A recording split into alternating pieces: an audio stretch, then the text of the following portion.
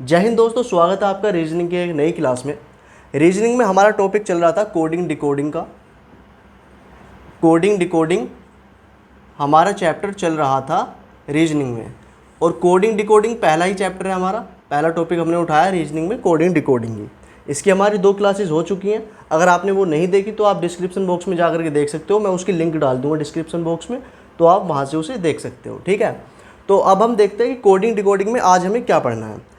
Coding decoding में आज हम जो हमने क्वेश्चन कर चुके हैं, हम उनसे थोड़े से अच्छे वाले क्वेश्चन करेंगे। ठीक है ना, अभी तक हमने बेसिक क्वेश्चंस किए थे बहुत सारे, लेकिन अब थोड़े अच्छे लेवल के क्वेश्चंस हमारे आने वाले हैं। तो अभी से ही आप चैनल को सब्सक्राइब कर दो, अगर चैनल सब्सक्राइब नहीं किया है आपने। ठीक है, तो चलिए शुरू करते हैं बिना किसी देरी के अपनी क्लास को। तो देखो, सबसे पहले हमने क्या जाना था, अभी तक बेसिक हमने पढ़ लिया था। तो अब देखो नए क्वेश्चंस किस तरीके से बन सकते हैं आपके। तो चलो कॉन्सेप्ट वाइज, और जहाँ पर ट्रिक लगेगी वहाँ मैं आपको ट्रिक भी बताता चलूँगा। तो पहला क्वेश्चन है हमारा। पहला क्वेश्चन क्या कहता है, देखिए पहला क्वेश्चन कहता है एक निश्चित कूट भाषा में। ये थोड़ा डिफरेंट सवाल है, ठीक है, जो हमने 2 क्लासेस हो चुकी है हमारी रीजनिंग की। या तो आप उन्हें पहले जा करके देख लो, इस क्लास को आप बाद में देख लेना, या फिर आप इसको देख लो तो वो 2 क्लासेस भी आपको देखनी है। ठीक है ना, वो भी देख लेना, उससे आपका क्या है, बेस क्लियर हो जाएगा सारा। अब देखो पहला क्वेश्चन है, एक निश्चित कूट भाषा में फाइल को 7 4 6 5 और आइडियल को, लिखता हूँ सीधा सीधा लिखते चलते हैं। फाइल, एक निश्चित कूट भाषा में फाइल को लिखा जाता है FILE। फाइल को लिखा गया है 74 65 फाइल को लिखा गया है। ठीक है, और आइडियल को लिखा गया है IDEAL। आइडियल को भी कुछ लिखा गया है, वो लिखा गया है 43 500। आइडियल को लिखा गया है 43 586। ठीक है, ये क्वेश्चन है। 2 हमें कोड दे दिए कि फाइल को ये लिखा गया है और आइडियल को ये लिखा गया है, और क्वेश्चन में पूछ लिया है फिर कि डेफ को क्या लिखा जाएगा, DEAF को क्या लिखा जाएगा। ठीक है ना, फाइल को ये लिखा जाता है, आइडियल को ये लिखा जाता है, तो डेफ को क्या लिखा जाएगा ये पूछ लिया है। तो अब आप एक चीज़ देखो, यहाँ पे आपको क्या है, ये वाला मतलब जो रीजनिंग इसमें लग रही होगी वो इसमें लग रही होगी, और जो इन दोनों में लग रही होगी वो हमें इसमें अप्लाई कर देनी है, तो हमारा जो भी आंसर है वो आ जाएगा। ठीक है, ये करते हैं। तो अब पहले देखो फाइल है, फाइल को 7 4 6 5 लिखा गया है। ठीक है, उसके बाद आइडियल है, उसको ये लिखा गया है। अब देखो इसमें रीजनिंग क्या लग रही है वो देखो, यहाँ समझो रीजनिंग क्या लग रही है। इसमें लग रही है रीजनिंग, फाइल है FILE, फाइल को लिखा गया है, इसके जो मतलब 4 लेटर हैं यहाँ पे, FILE 4 लेटर हैं, और यहाँ पर 4 ही नंबर हैं, 1 2 3 4। तो हर एक लेटर का हर एक नंबर दिया हुआ है, हम उसे नीचे लिख लेते हैं। ठीक है, थोड़ा इजी रहता है समझने में, और तो कुछ नहीं है इससे। 7 4 6 5। ठीक है, फाइल को ये लिखा गया है। ठीक है, तो अब यहाँ पे देखो इसे भी लिख लो, आइडियल को भी लिख लो, IDEAL। आइडियल को भी लिख लो, आइडियल को है 4 3 5 8 6। ठीक है, ये 2 कोड थे, एक ये वाला एक ये वाला। तो इसमें सीधा सीधा दिया हुआ है, F को तो लिखा हुआ है 7। ठीक है ना, अब देख लो दोनों में कुछ चीज़ कॉमन हो, जैसे कि E है, तो E यहाँ पर 5 है, E की वैल्यू 5 दी हुई है, और यहाँ पर भी E की वैल्यू 5 ही मिलेगी आपको। ठीक है ना, दोनों में आपको वहाँ भी E की वैल्यू 5 है और यहाँ भी E की वैल्यू 5 है। तो सीधे सीधे जो लेटर हैं उनके नंबर ही तो लिखे हुए हैं यहाँ पे। I को 4 लिखा हुआ है, L को 6 लिखा हुआ है, और इस I को देख लो 4 लिखा हुआ है, यहाँ भी I को 4 लिखा हुआ है, यहाँ भी I को 4 लिखा हुआ है, और D को 3 लिखा हुआ है यहाँ पे, A को 8 लिखा हुआ है, और L का कोड यहाँ पर 6 है। ठीक है, अब सीधे सीधे इसमें आप रीजनिंग लगा दो। D को क्या लिखा जाएगा, D को देखो क्या लिखा गया है, D को लिखा गया है 3, तो यहाँ पर आ जाएगा 3। अब E को देखो क्या लिखा गया है, E को लिखा गया है 5, E को 5 लिखा गया है, तो यहाँ 5 लिख दो, और यहाँ पर A बचा। अब A को क्या लिखा गया है ढूंढो, A को लिखा गया है 8, तो A को 8 लिख दो। अब F को क्या लिखा गया है, F देखो, F को लिखा गया है 7। ठीक है, तो यहाँ पर 7 लिख दो।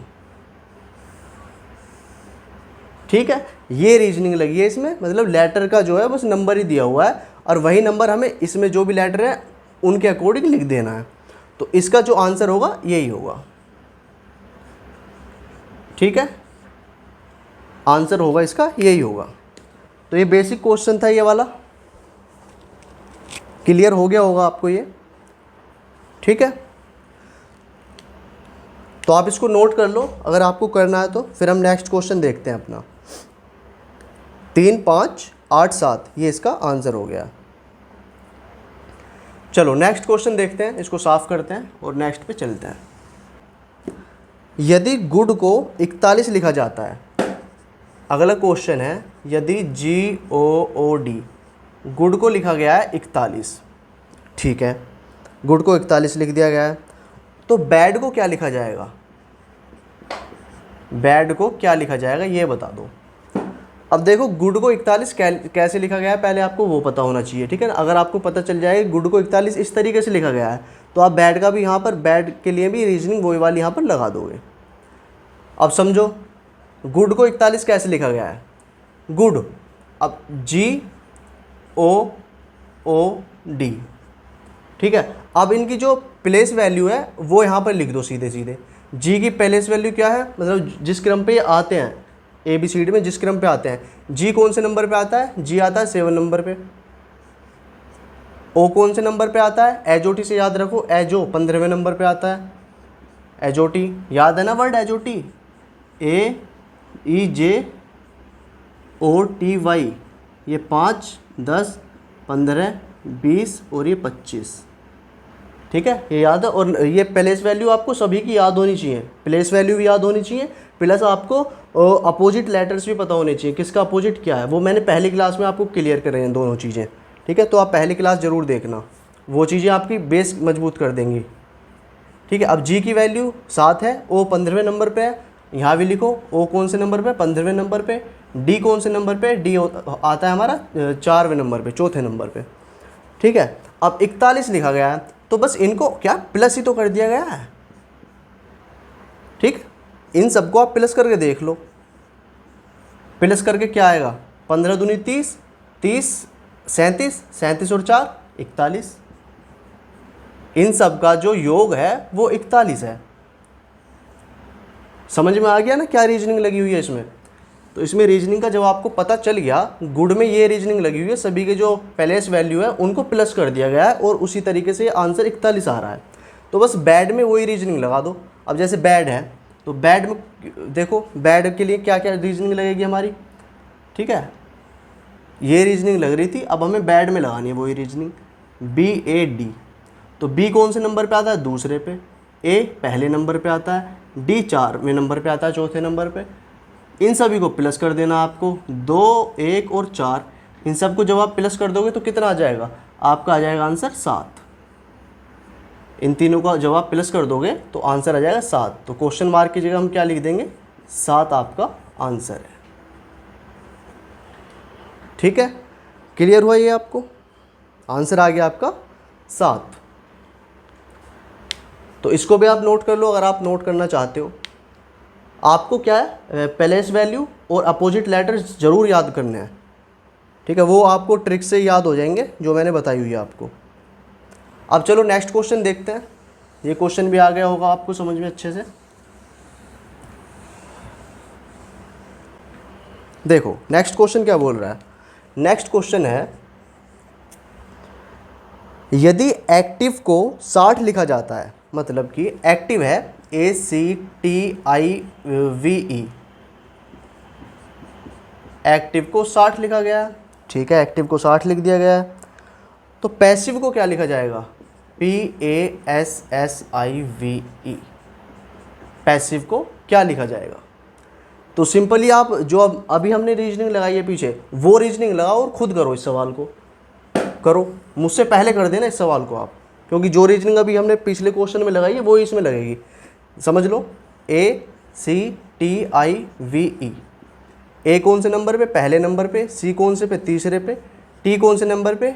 एजो टी 20वें नंबर पे, T20 से। आई 9वें नंबर पे। वी कौन से नंबर पे आता है? वी आता है आपका UV 22वें नंबर पे। ठीक ठीक है। ई कौन से नंबर पे, 5वें नंबर पे, ठीक है। पहले वैल्यू लिख दिया हमने सीधे सीधे इनकी, हमने इनकी सीधे सीधे पहले वैल्यू लिख दी है। अब इनको सिंपली प्लस करना है आपको, कर दो सबको प्लस। 1, 3, 20, 9, 22 और 5, इन सबको आप प्लस कर दो। जब आप इन सबको प्लस कर दोगे 5, 6, 7 और 7, 9, 16, 17, 18, 19, 20 की 0 हासिल लगे 2, 4, 6, 6 आ गया 60 ही आ रहा है। मतलब इन सबको आप प्लस कर दोगे, सबको प्लस ही तो किया गया है। हाँ भी जो अभी पीछे रीजनिंग बताई थी वो भी सवाल है ये सेम, बस थोड़े से लेटर्स बढ़ा दिए गए, सवाल वही है। तो इन सबको प्लस करके आपका आंसर आ रहा है 6, मतलब 60 आ रहा है आंसर। लेकिन ये तो नहीं है, हमें तो अभी इसका रीजनिंग का पता चला है कि हाँ इसमें क्या है, ये रीजनिंग लग रही है। अब सिंपली पैसिव में भी वही रीजनिंग लगा दो, PASSIVE लगाओ। P 16वें नंबर पे, A कौन से नंबर पे, पहले पे। S कौन से नंबर पे आता है, S आता है आपका 19वें नंबर पे, S आता है आपका 19वें नंबर पे। I आपका 9वें नंबर पे, V आपका 22वें नंबर पे, E आपका 5वें नंबर पे, ठीक है। तो आपका बन गया ये 16, 1, 19, 19, 9, 22 और 5, ठीक है। तो अब आप इनको प्लस कर दो, सभी को प्लस कर दो, ये जितने भी डिजिट्स हैं। जब आप सबको प्लस कर दोगे ना, इसका सम आएगा 91, ठीक है। तो इसका आंसर हो जाएगा आपका 91, आपका यही हो जाएगा आंसर। मतलब रीजनिंग आपको समझ में आ गई ना, यहाँ पे क्या रीजनिंग लगी है बस। नेक्स्ट क्वेश्चन कह रहा है हमारा, किसी विशेष कूट में SLOB को SLOB को क्या लिखा जाता है, 4, 3, 7, 9 ये लिखा जाता है। फेट को ये लिखा जाता है FATE, फेट को लिखा जाता है 2685, ठीक है। 2685 लिखा जाता है। उसी कोड भाषा में क्या लोफ्ट को क्या लिखा जाएगा, LOFT को क्या लिखा जाएगा, ये पूछ लिया क्वेश्चन। 2 कोड दिए हुए हैं इसमें, आपके कोड है आपके, एक ये कोड है, एक ये कोड है। जो इन दोनों में कोड लग रहा होगा वही इसमें लगाना है आपको, जो इन दोनों में कोड लग रहा होगा वही आपको तीसरे में लगा देना है। तो अब देखो इसमें क्या आप लगा सकते हो, आप इसमें थोड़ा सा सोचो कि क्या इसमें रीजनिंग लग सकती है।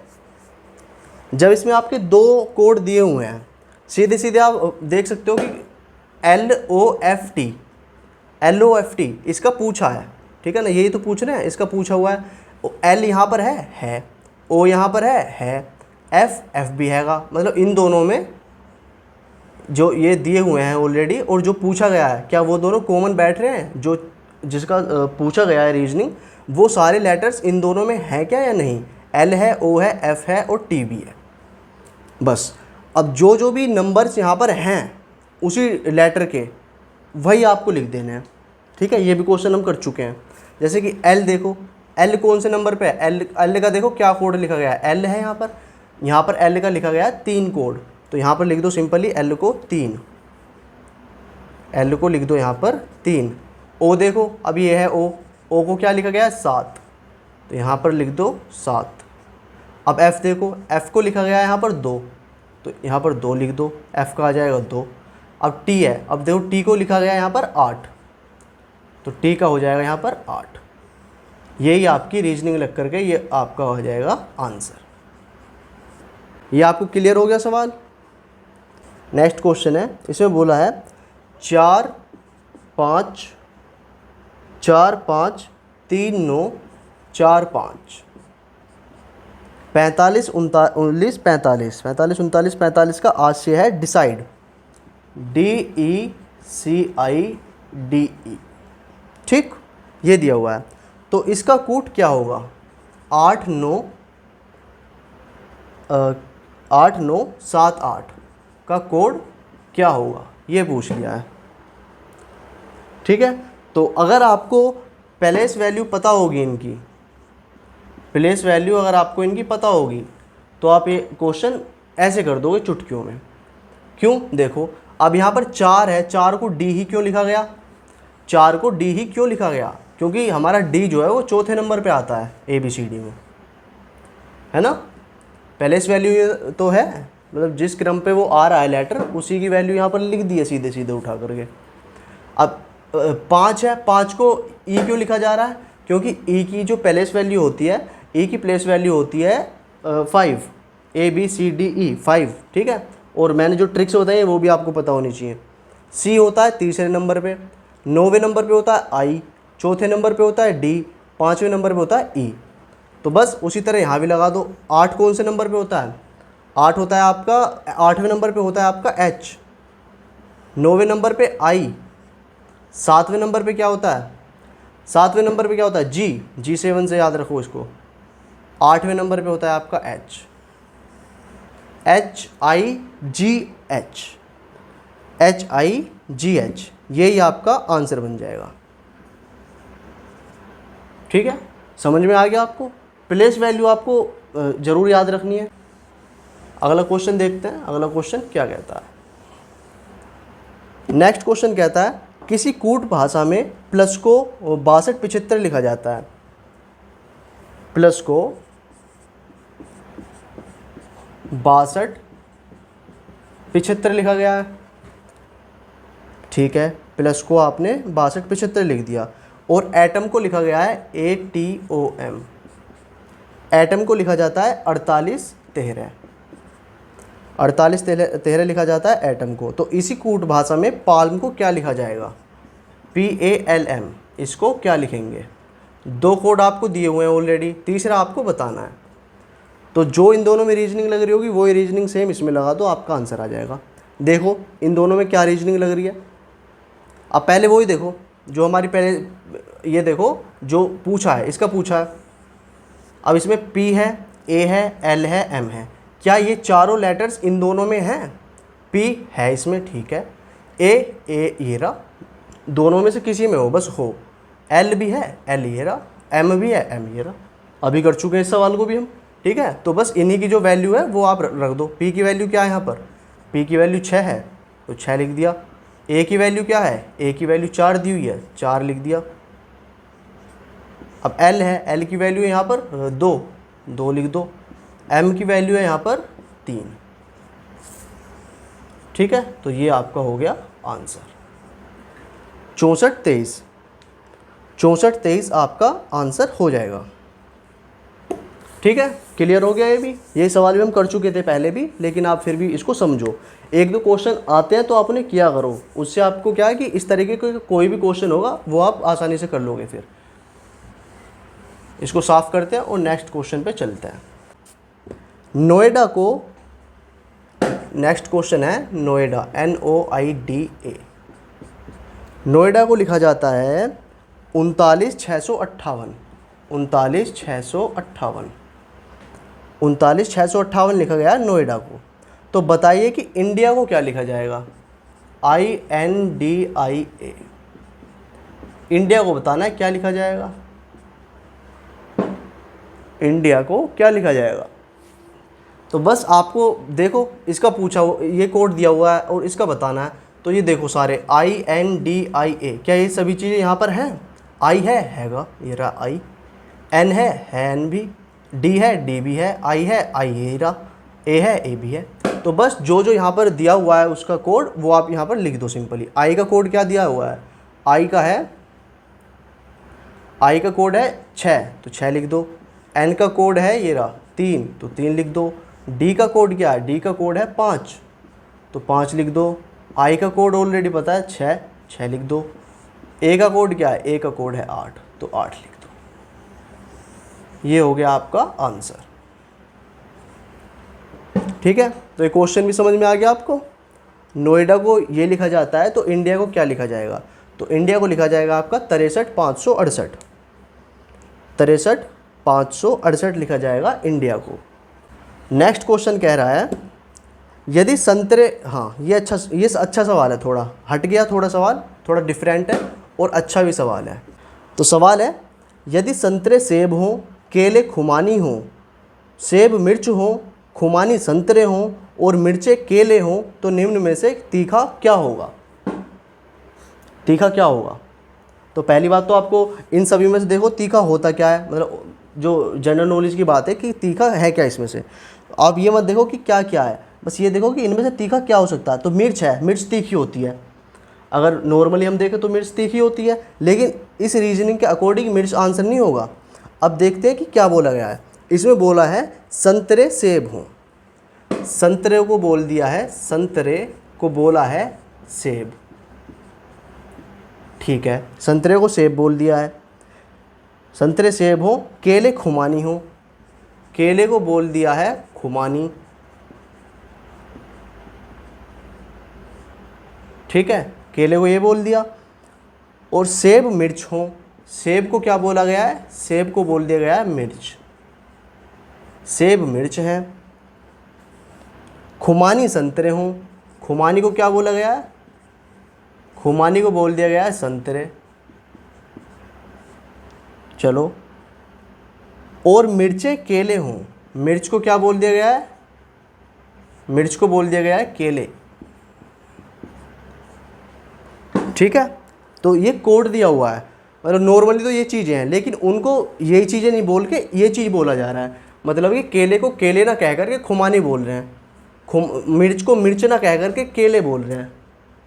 समझ में आ रहा है कि ये चीज़ तो नॉर्मली है, लेकिन उसका कोड दे दिया है हमें ये। तो अब हमें ये चीज़ें नहीं देखनी है, इसके अकॉर्डिंग नहीं चलना, हमें चलना है इसके अकॉर्डिंग। बस आपको पता होना चाहिए कि इसमें पूछा क्या है। इसमें पूछा है तो निम्न में से कौन सा तीखा होगा। तो पहली बात तो इन सभी में से देखो तीखा क्या होता है, इन्हें अभी आप भूल जाओ। इसमें देखो तीखा क्या होगा। तीखा क्या संतरे तीखे होते हैं? नहीं, खट्टे होते हैं। केले नहीं। सेब तीखे होते हैं? नहीं। खुमानी नहीं। तो इसमें से क्या होता है? तीखा मिर्च होती है, मिर्च तीखी होती है। लेकिन अब आप आंसर मिर्च नहीं लगाओगे, आंसर लगाओगे कि मिर्च का कोड क्या है। मिर्च का कोड है केले, मिर्च का कोड है केले। तो केले तीखे होंगे, तीखा क्या होगा? केले, केले तीखे होंगे, ठीक, ये आंसर होगा। तीखे क्या होंगे? केले तीखे होंगे, क्योंकि मिर्च को केले बोला गया है, ठीक। सवाल आ गया आपको ये समझ में? अच्छा सवाल है, तो इसको भी आप नोट कर सकते हो। नेक्स्ट क्वेश्चन देखते हैं। नेक्स्ट क्वेश्चन क्या कहता है? नेक्स्ट क्वेश्चन बोल रहा है यदि पेपर वुड कहलाता है, मतलब पेपर को क्या कहा गया है? यदि पेपर वुड कहलाता है, PAPER, पेपर को वुड कह दिया है, ठीक है, पेपर को वुड बोल दिया इन्होंने। वुड को स्ट्रॉ बोल दिया, वुड को स्ट्रॉ बोल दिया, चलो वुड को स्ट्रॉ बोल दिया आपने। स्ट्रॉ को ग्रास बोल दिया, स्ट्रॉ को ग्रास बोल दिया, चलो घास बोल दिया आपने स्ट्रॉ को। और घास को आपने रबर बोल दिया, मतलब ग्रास को आपने रबर बोल दिया। रबर को भी कुछ बोल दिया है, रबर को बोल दिया है क्लॉथ, CLOTH, रबर को क्लॉथ बोल दिया। तो फर्नीचर किससे तैयार होंगे? अभी तक क्या है? अभी तक हमने क्वेश्चन के अकॉर्डिंग ये चीज़ें लिख ली हैं। अब लास्ट की जो लाइन है वो पढ़ो। लास्ट की लाइन है तो फर्नीचर किससे तैयार होंगे? तो नॉर्मली फर्नीचर किससे तैयार होंगे? वुड से होंगे। क्या पेपर से थोड़ी होंगे? मतलब ये तो है नॉर्मल चीज़ें, इधर जो है नॉर्मली जो चीज़ें होती हैं। ये क्या है? ये कोड दिया हुआ है। ये सारे कितने हैं? ये सभी चीज़ें कोड हैं। पेपर को पेपर ना बोल के वुड बोला गया है, वुड को वुड ना बोल के स्ट्रॉ बोला गया है, स्ट्रो को स्ट्रो ना बोल के ग्रास बोला गया है, ठीक है। तो ये कोड दिया गया है। लेकिन अभी क्या है? अभी हमें नॉर्मली चीज़ें देखनी है। पहले उसने बोला है कि फर्नीचर किससे तैयार होगा, तो नॉर्मली देखो फर्नीचर तैयार होता है आपका वुड से, इससे तैयार होता है आपका फर्नीचर, ठीक है। तो अब आंसर वुड नहीं होगा, आंसर होगा जो इसका कोड दिया हुआ है। इसका कोड क्या दिया हुआ है? स्ट्रो। तो आंसर हो जाएगा आपका स्ट्रो, स्ट्रो हो जाएगा आपका आंसर, STRAW, ये हो जाएगा आंसर। वुड आंसर नहीं होगा इसमें, वुड का जो कोड दिया हुआ है वो आंसर होगा। देखो नेक्स्ट क्वेश्चन क्या बोल रहा है। नेक्स्ट क्वेश्चन कह रहा है अगर निश्चित कोड भाषा में हेड को ईयर्स लिखा जाता है, ईयर्स को आइज लिखा जाता है, आइज को स्किन लिखा जाता है, लिखो इसे भी, ठीक है, कुछ जैसे जैसे क्वेश्चन बोल रहा है उसी तरह आप लिखते चलो। हेड को ईयर्स बोला जाता है, हेड को HEAD, हेड को बोला जाता है ईयर्स, IEARS, ईयर्स बोला जाता है हेड को। और ईयर्स को लिखा जाता है आइज, EARS, ईयर्स को लिखा गया आइज, ठीक है। और आइज को स्किन लिखा गया है, EYES, आइज को लिखा गया है स्किन, आइज को स्किन लिख दिया गया है। और स्किन को लिखा गया है हेड, स्किन को लिखा गया है हेड, ठीक है। अभी हमने जो क्वेश्चन बोल रहा था उसके अकॉर्डिंग हमने अपने ये चीज़ें लिख ली हैं। अब क्वेश्चन की लास्ट लाइन पढ़ो क्या बोल रहा है। तो इसमें पूछा गया है कि रतौंधी किससे संबंधित है, ठीक है। रतौंधी एक रोग होता है रतौंधी, तो वो किससे संबंधित है। पहली बात तो ये नॉर्मली चीज़ है इधर वाली, और ये क्या है, ये कोड है। तो ये कोड है, इनको तो अभी हम देख नहीं रहे, कोड तो जब बाद में देखेंगे। पहले नॉर्मली चीज़ें देखो क्या बोला गया है, रतौंधी किससे संबंधित है। तो रतौंधी क्या होता है, रतौंधी होता है जब आपको रात में नहीं दिखाई देता, रात का अंधापन। रतौंधी का मतलब होता है रात का अंधापन। तो अंधापन तो आंखों से संबंधित है, तो रतौंधी आपका किससे, आइज से संबंधित है रतौंधी रोग, ठीक है। कानों से संबंधित नहीं है, सिर से संबंधित नहीं है, त्वचा से संबंधित नहीं है, आपका आंखों से संबंधित है रतौंधी रोग। तो आप आंसर आइज नहीं लगाओगे, जो आइज का कोड दिया हुआ है, आइज का कोड है स्किन, स्किन, तो आपका आंसर होगा स्किन। आंसर क्या होगा आपका, स्किन। अब एक क्वेश्चन और देख लेते हैं, लास्ट क्वेश्चन होगा, ठीक है। लास्ट क्वेश्चन और देख लेते हैं। एक क्वेश्चन है आपका, यदि किसी निश्चित कोड भाषा में मुंबई को दिल्ली लिखा जाता है, मुंबई को दिल्ली लिखा गया है, दिल्ली को हैदराबाद लिखा गया है, दिल्ली को आपका हैदराबाद लिखा गया है, और हैदराबाद को आपका कोलकाता लिखा गया है, हैदराबाद को आपका कोलकाता लिखा गया है, ठीक है। और कोलकाता को मुंबई लिखा गया है,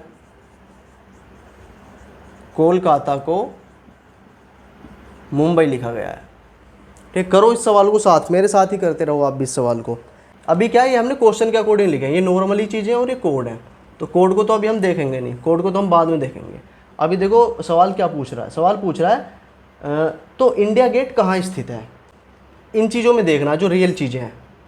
तो मुंबई में थोड़ी है इंडिया गेट, नहीं, दिल्ली में है इंडिया गेट आपका, इंडिया गेट है आपका दिल्ली में। तो दिल्ली नहीं होगा आंसर, आंसर होगा जो दिल्ली का कोड दिया हुआ है, हैदराबाद। तो इंडिया गेट कहाँ होगा इस क्वेश्चन के अकॉर्डिंग, इंडिया गेट होगा आपका हैदराबाद में। तो बस आज की वीडियो में हम इतना ही रखते हैं, आज की क्लास हमारी इतनी होगी। तो दोस्तों आई होप आपको ये वीडियो अच्छी लगी होगी, और ये सेशन अगर आपको पसंद आया तो सेशन को लाइक ज़रूर कर देना, और कमेंट बॉक्स में मुझे बताओ अगर आपको इस वीडियो से थोड़ी भी हेल्प मिली है, और अगर आपको ये क्लास अच्छी लगे तो कमेंट बॉक्स में बताओ। अगर आपको कहीं प्रॉब्लम आई है तो भी आप कमेंट बॉक्स में लिख सकते हो, मैं उसको आंसर करने की पूरी कोशिश करूँगा। और चैनल को ज़रूर सब्सक्राइब करना है आपको, ठीक है ना, इसे मैं बार बार बोलता हूँ तो इसको तो आप कर ही देना। तो दोस्तों मिलते हैं नेक्स्ट वीडियो में, तब तक के लिए bye bye, tata, take care, जय हिंद, जय भारत।